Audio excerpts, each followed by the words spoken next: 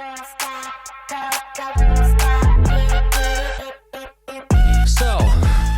good sitting with you. Nice talking. Quick question. So we hear a lot about good cause eviction. I've heard rumblings as a property manager about what that could mean for landlords, what that could mean for tenants. And really, I know you have the ear of Albany and you have connections out there. You yourself have gone, in support of realtors. And I'm curious, what kind of feedback can you give us on good cause eviction, what you know, what you don't know, and what might be to come? Yeah, so generally, the idea of good cause eviction is it's a lease for life. So if a tenant moves into a place and they pay their rent, they cannot be evicted for any reason except, of course, non-payment. What it also does is it looks to cap the amount you can increase the rent. So generally speaking, they're looking at about a 3% rent increase is the maximum you can do without additional exceptions from actually a judge. And then the last part of it all is, actually, no, that's really it. I mean, it really comes down to a lease for life and capping the rent. Now, the idea is in New York State, as you know, I'm sure on the property manager side, is there's a lot of applicants. There's more applicants than apartments for these applicants. So their idea there is if we have less turnover, we can start building density and building out, and tenants won't have to get displaced due to, very high rent increases and things like that. So on the landlord side, they really got to start looking at when you inherit a tenant, if they're on a superficial low lease, you won't be able to increase it to market rate for maybe forever. And that's kind of the downside on a landlord. Does the restriction, so basically we're talking rent control in a real extensive way, more so than I think what New York State or New York City has experienced? Or is this something New York City has had in place for a long time? New York City does not have this in place at all. It is getting driven from New York City tenants, in general, right? There's a lot more support for this in New York City than it is in upstate and in Western New York. So this is not in place down there. But yes, it's basically a statewide rent control that they'd be looking to do, statewide. And when you say 3%, you're saying that the increase year over year. So if I have a $1,000 lease, I can only go up to $1,030. So I can only go up to $30 additional rent. That's exactly right. Which is crazy because, what's the increase on inflation right now? Correct. A bit beyond 3%, I think. Yeah, right? that's exactly right. So now this past budget proposal, they started figuring out, can we come to the middle? So you have the left side that wants all of this rent control, and then you have the right side that's fully opposed to it. And they're saying, can we meet somewhere in the middle? So Albany started doing that last week. I should say, Albany started doing that in early April. And they started this is happening now. This is happening right now. And they started watering it down, if you will, or trying to meet in the middle. A couple things they did there was maybe the rent increase could be 5% or 10%. And they started saying, would that be a little bit more advantageous? And then they said, well, what about if a landlord only owns, 8 properties? Maybe they should be allowed to not participate. Or they said, maybe we should do an opt-in. So right now, everyone in New York State would be opted out, and then municipalities could opt in for this rent control or this good cause eviction.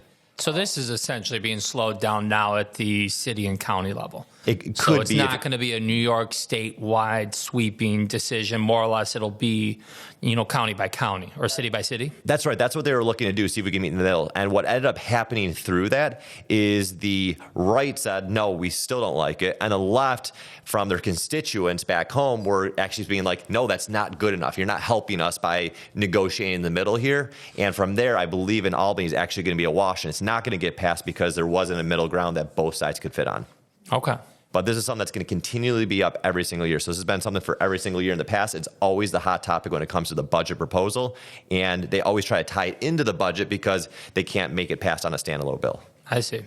So really what we're up against is potential rent control laws throughout New York State. It could pass or not pass this year, but certainly probably the next 1 to 2 years at best case scenario, essentially, right? Worst case scenario. And that's why it's so important for property managers and landlords to make sure they're always talking to their legislators to make sure they understand that lease for life, good cause eviction is not good for New York State because it really is not going to help anyone out. And actually, while it sounds great for the tenant side, is now if you don't have any openings, new tenants might not be able to find housing. So really the true fix to what good cause is trying to do is actually more housing available. So if New York State gave us more ability to build new houses, get higher density, that would solve the issue quicker than good cause would So fix. essentially, to avoid this, the industry needs more development, more housing for people. Because as a property manager, what I see is 20 to 30 applications come in on a rental. We obviously screen and pick the best applicant possible from many different aspects.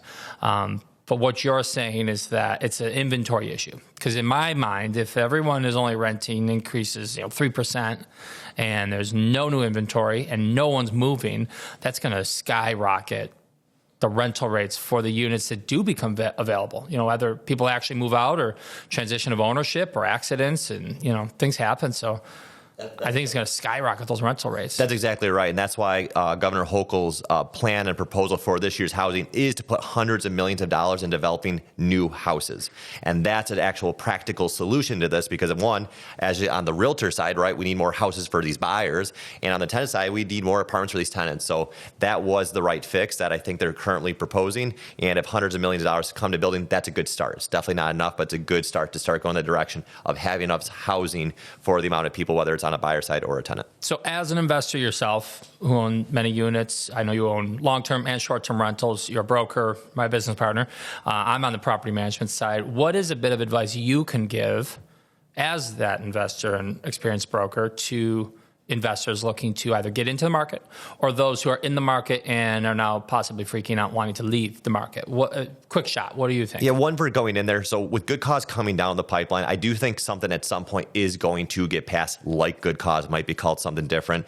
So if you do buy property right now and have artificially low rents, I do recommend getting those up to market rent. So doing appropriate increases to kind of get that tenant there, because once Good Cause happens, you're going to be kind of stuck in whatever that number is. So I would recommend just getting to market rate or buying a double 4-unit apartment building with market rate rent, so you don't need to worry about that. And then if you're someone that's trying to get out, it's a great time to sell. I mean, this summer, it's already starting off, and we have very low inventory. So them coming in there, they're going to really be able to maximize their dollar if they list here at Towne, whether we sell to another investor or first-time home buyer. So it's a great time to get out, but it's also a great time to come in because we do have very good rents, as we're talking today, to fill those units and actually make a good return on their investment if they were to purchase. So, globally, like high level, would you agree with my statement that, we're still more or less at the bottom end of the spectrum in terms of property values, in terms of legislation and restrictive laws? I look at this as a challenge, but what wasn't a challenge to the 2019 tenants' rights laws? What wasn't a challenge for 2 to 3 years of COVID and the complete stopping of the legal system? So, would you agree with my opinion that I don't see this being a disruptor to the extent that investing is impossible? It's a slowdown, but I think it's certainly navigatable. I think you're 100% right, Jeremy. And I love how you're bringing this back to 2019, right? Everyone thought the sky was falling when 2019 happened. We learned to navigate it. I think, at least I believe, and you might believe, I think some of those laws hurt tenants more than it hurt landlords. And I think that's the same thing that's going to be with maybe a Good Cause or something like that. But it's absolutely navigatable. And I think the best thing about the Western New York market that we all see and why investors come here is because of that affordability and the return on your investment. So even if legislation comes down, it's not going to hurt your ROI. The ROI is still there. And the best part, in a way, is with this, if the rent control, is that a tenant's never going to leave. So the one thing that is most expensive is when a tenant leaves, you got to turn over that apartment for the landlord. Costs. So it does actually save the landlord on that, because that tenant probably will milk that lease and milk that apartment as long as they keep paying for a very long time. So it could help some people's numbers in that sense. I also heard one last thought to wrap up here is also the remodel component. So if I understood what you had sent me in a previous brief properly, they can increase rental rates 3%, plus they can amortize their rehab costs over 15 or 30 years. So did I read something like that correctly? There's a way to split that up?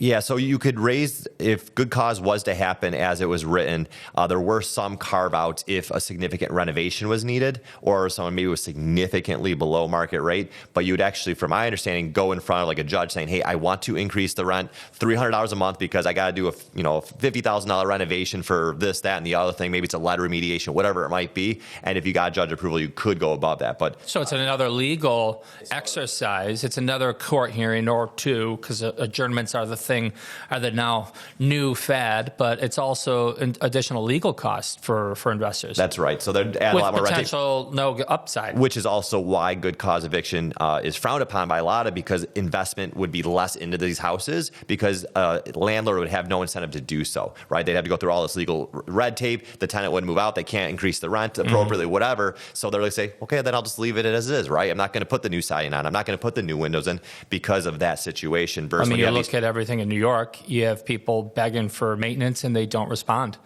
And I think the math doesn't support a responsive maintenance solution to tenants' needs. So, you get the upside of security and low rental rates, but, when your toilet's leaking or the roof is leaking, your phone call goes to voicemail. So I think there's a good and bad in everything, per usual. But yeah, I was in New York City this past weekend, and I was with a friend who has a rent control apartment, and I was talking to them, and they're like, "Yeah, we're never leaving." I'm like, "Well, what are you paying?" "We're paying $3,000 a month in rent." I'm like, "Okay, that sounds kind of high." I'm like, "What's market rate?" Like about $6,000. 6, yeah. And I'm like, For wow. a shoebox too, with a window. And I said, "So what happens when you have to renovate? Like, do you call your landlord?" Like, "No, we have to take care of it." He's like, "There is a maintenance guy, and we kind of like him, so he'll help us out here and there." He's like, "But it's kind of on us to fix any of those things that are more on them. Like they could technically live with it, right? If the laminate flooring is lifting up, they just got to live with it, right? That type of thing." So it does put some of that maintenance responsibility almost on the tenant because the landlord's not incentivized to fix it. Awesome. Well, I appreciate you answering my questions, and I know there'll be more to come, and keep me apprised as to updates, and we'll certainly do the same for our clients and our investors. Absolutely. Look forward to the future.